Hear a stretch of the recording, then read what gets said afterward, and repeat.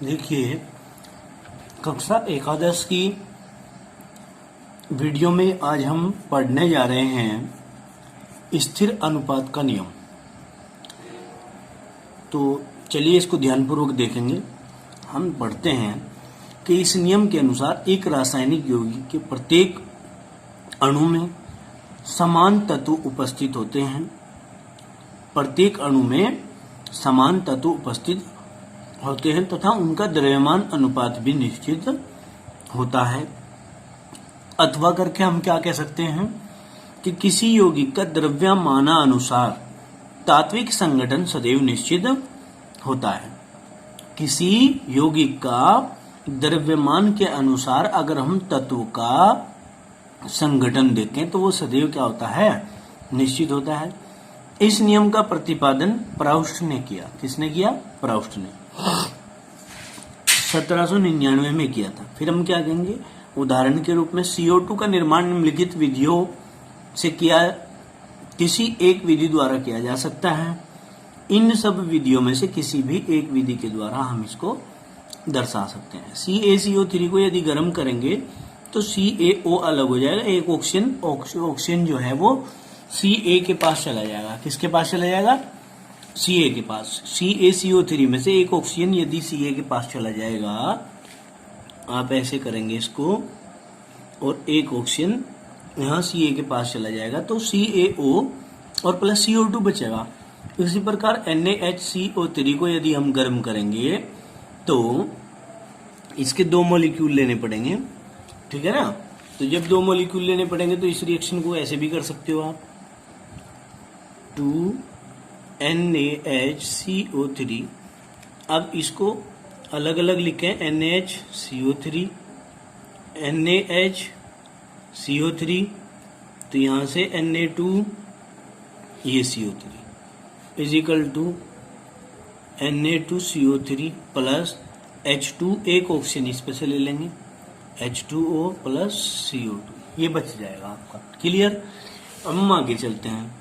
Carbon को और oxygen को अगर हम गर्म करेंगे तो CO2 बनेगा। तो क्या कहा हमने कि उपरोक्त विधियों द्वारा प्राप्त CO2 में कार्बन अनुपात ऑक्सीजन का अनुपात 12:32 है। कितना है? 12:32 है। अगर हम कार्बन का और ऑक्सीजन का अनुपात देखेंगे, सब में CO2 बन रहा है, तो इसमें कार्बन का 12 ही रहेगा और ऑक्सीजन का 32 रहेगा। सब में अनुपात यही रहता है, इसीलिए हमने इस नियम को कह दिया स्थिर अनुपात का नियम। अब चलिए इसके बाद हम पेज नंबर 39 पर नए नियम को पढ़ते हैं, जो कि हमारा आता है गुणित अनुपात का नियम। क्या? गुणित अनुपात का नियम। इसको हम कहते हैं law of multiple proportion. Dalton ने इस नियम का प्रतिपादन किया था। पढ़ते हैं, जब दो तत्व आपस में मिलकर दो अथवा अधिक रासायनिक यौगिक बनाते हैं, तब एक तत्व की निश्चित मात्रा जो दूसरे तत्व की भिन्न भिन्न मात्राओं के साथ संयोग करती है, उनमें एक सरल गुणित अनुपात होता है। क्या कहा इसने? जब दो तत्व आपस में मिलकर दो अथवा अधिक रासायनिक यौगिक बनाते हैं, क्या? दो अथवा अधिक रासायनिक यौगिक बनाते हैं, जब एक तत्व की निश्चित मात्रा जो दूसरे तत्व की भिन्न भिन्न मात्राओं के साथ क्रिया करती है, तो क्रिया करने के बाद उनकी मात्राओं का जो योग होता है, संयोग होता है, तो उनमें अगर हम चेक करके देखें तो उनमें भी एक सरल गुणित अनुपात निकल कर आता है। कैसे? देखो, उदाहरण के माध्यम से हम इसे समझेंगे बात को। क्या कहा हमने? कार्बन तथा ऑक्सीजन के संयोग से कार्बन मोनोऑक्साइड तथा कार्बन डाइऑक्साइड का निर्माण होता है। कार्बन मोनोऑक्साइड में कार्बन और ऑक्सीजन का जो अनुपात है वो 12:16 है। ध्यान रहेगी बात, कार्बन का 12 है और ऑक्सीजन का 16 है परमाणु भार। ये अनुपात निकल कर आता है। जबकि CO2 में कार्बन ऑक्सीजन 12:32 आता है, जो एक सरल गुणित अनुपात होता है। जो अगर हम देखें कार्बन का तो 12 एकम 12 रहेगा तो 1 आ गया, और 16 दूनी 32 हो गया, तो 1:2 हो जाता है। क्या हो जाता है? 1:2 के रूप में आता है। CO में कार्बन ऑक्सीजन 12:16 का था, CO2 में कार्बन ऑक्सीजन का 12:32 का था, तो 12 एकम तो 12 आ गया, और 16 दूनी 32 हो गया। क्लियर? तो ये आपका गुणित अनुपात का नियम भी कंप्लीट हो जाता है। गुणित अनुपात के नियम में हमने क्या पढ़ा, एक बार फिर से ध्यान से देखेंगे। जब दो तत्व आपस में मिलकर 2 अथवा 2 से अधिक यौगिक बनाते हैं, जब एक तत्व की निश्चित मात्रा होती है उनमें और दूसरे तत्व की भिन्न भिन्न मात्राओं के साथ में वो क्रिया करता है। सेम आपने कार्बन ऑक्सीजन का एग्जाम्पल पढ़ा है, तो कार्बन की मात्रा तो बराबर है, लेकिन ऑक्सीजन की मात्रा बढ़ती जा रही है। पहले 1 था, फिर 2 था, फिर 3 हुआ, फिर 4 हुआ, तो जो उनका संयोग करने के बाद निकलेगा और उसके बाद हम उनका द्रव्यमान अनुपात निकालेंगे, तो उसमें एक सरल गुणित अनुपात आपको देखने को मिलेगा। ठीक है जी। अब आगे चलते हैं। इसके बाद आता है हमारा तुल्य अनुपात का नियम। क्या? तुल्य अनुपात का नियम तथा व्युत्क्रम अनुपात का नियम। रिक्टर नामक वैज्ञानिक ने इसको दिया था। किसने? रिक्टर नामक वैज्ञानिक ने इसको दिया था। हम कहेंगे लॉ ऑफ इक्विवेलेंट प्रोपोर्शन और लॉ ऑफ रेसिप्रोकल प्रोपोर्शन, इसको हम बोलते हैं। क्या? लॉ ऑफ इक्विवेलेंट प्रोपोर्शन और लॉ ऑफ रेसिप्रोकल प्रोपोर्शन हम इसको कहते हैं। तो हम क्या कहेंगे? तुल्य अनुपात का नियम पढ़ रहे हैं या व्युत्क्रम अनुपात का नियम भी हम इसको कह देते हैं। देखिए, 2 तत्व होते हैं A व B की उन मात्राओं जो तीसरे तत्व की C समान मात्रा के साथ क्रिया करती है में एक सरल गुणित अनुपात होता है। क्या होता है? एक सरल गुणित अनुपात होता है, अथवा पूर्णांकों को अनुपात होता है, या फिर पूर्णांकों का अनुपात होता है। पूर्णांक मतलब 1, 2, 3, 4 इस प्रकार का अनुपात देखने को मिलता है जब 2 तत्व A और B की मात्राएं किसी अन्य तत्व C के साथ में क्रिया करती हैं, जब की बात हम कर रहे हैं। तो हम कहेंगे इस नियम की व्याख्या निम्न प्रकार की जा सकती है। कैसे? उदाहरण, नाइट्रोजन A तथा ऑक्सीजन B हाइड्रोजन C के साथ क्रिया करती हैं, तो क्या क्या बनाती हैं? ये NH3 बनाती है और H2O बनाते हैं। ठीक है जी। क्या कहा हमने? दोबारा से देखिए, नाइट्रोजन A है, ऑक्सीजन B है, और तीसरा तत्व हाइड्रोजन जो है वो C है, आपस में क्रिया करती है और NH3 और H2O का निर्माण करती है। तो हमने क्या कहा? अब नेक्स्ट पेज पर पढ़ेंगे। क्रिया होने के बाद क्या होता है? नाइट्रोजन के 2 थे, हाइड्रोजन के 3 दूनी 6 थे, इजिकल टू 2NH3 बना। इसी प्रकार 2H2 plus O2 is equal to 2H2O बना। तो NH3 और H2O, NH3 का निकाला तो हमने कितना इसमें 14, यहाँ पे ऑक्सीजन का कितना आया?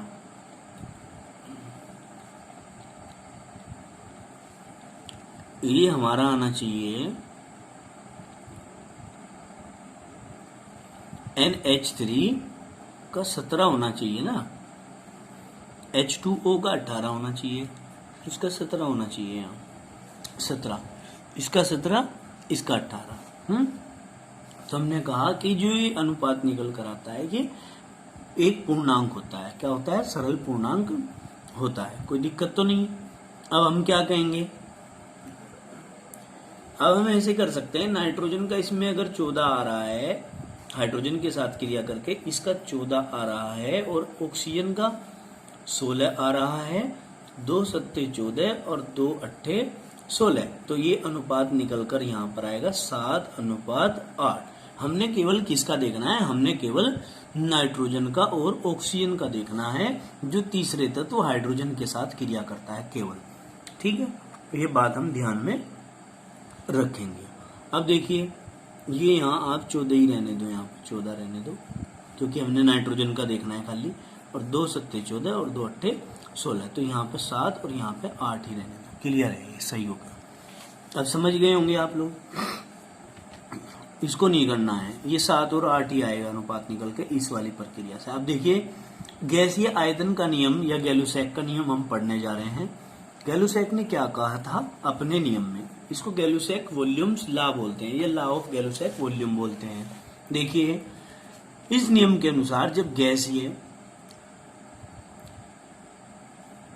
पदार्थ आपस में क्रिया करते हैं तो क्रिया करने वाले उनके आयतनों में एक सरल अनुपात होता है। इसने कहा कि क्रिया करने वाले उनके आयतनों में एक सरल अनुपात होता है। उदाहरण क्या है, माना H2 तथा O2 के मध्य क्रिया से जल बनता है। H2 के और O2 के मध्य क्रिया होती है तो क्या बनता है, जल बनता है। 2H2 plus O2 is equal to 2H2O। क्या बन गया, 2H2O।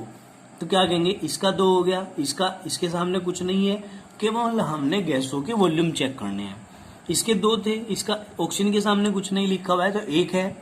हाइड्रोजन और ऑक्सीजन क्रिया करके वाटर का निर्माण करते हैं और वाटर के निर्माण के बाद यहाँ पे 2 मॉलिक्यूल बन रहे हैं तो 2 लिख दिया। 2:1:2 आ गया आपका। तो आप इसे क्या कह सकते हैं, हम कहेंगे उपरोक्त समीकरण व्यक्त करती है कि क्या हाइड्रोजन के 2 आयतन और ऑक्सीजन के 1 आयतन, शुरू में कुछ नहीं है ना, 1 आयतन से 2 से क्रिया करके H2O के 2 आयतन बनते हैं। अन्य कुछ उदाहरण निम्न प्रकार हैं। कैसे भाई, अगर आप देखें तो इजिकल टू से इधर इधर 2 + 1 = 2 अर्थात 3 = 2 अर्थात 3:2 का अनुपात इस प्रकार से आता है, ठीक है ना। ये यहां पे बराबर रहेगा, यहाँ पे प्लस रहेगा। तो आप क्या कर सकते हैं, 2 + 1 = 2। कैसे, ये गणित वाला चीज नहीं है। 2 और 1 ये जोड़ देने हैं, 3 आ गया, और इधर बराबर में था 2 तो 2 आ गया, तो 3:2 आ जाता है। इस प्रकार से आपने समझना है।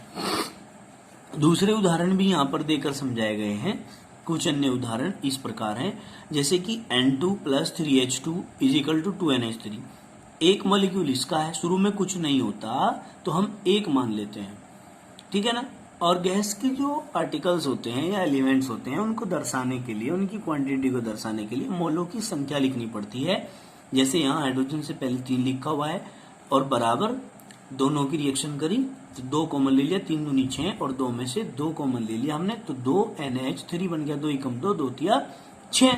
शुरू में इसके 1 मॉलिक्यूल हैं, इसके 3 मॉलिक्यूल हैं और इसके 2 मॉलिक्यूल हैं। तो हम क्या करेंगे, 1 + 3 और अनुपात 2, तो क्या करेंगे, 3 और 1 4 अनुपात 2।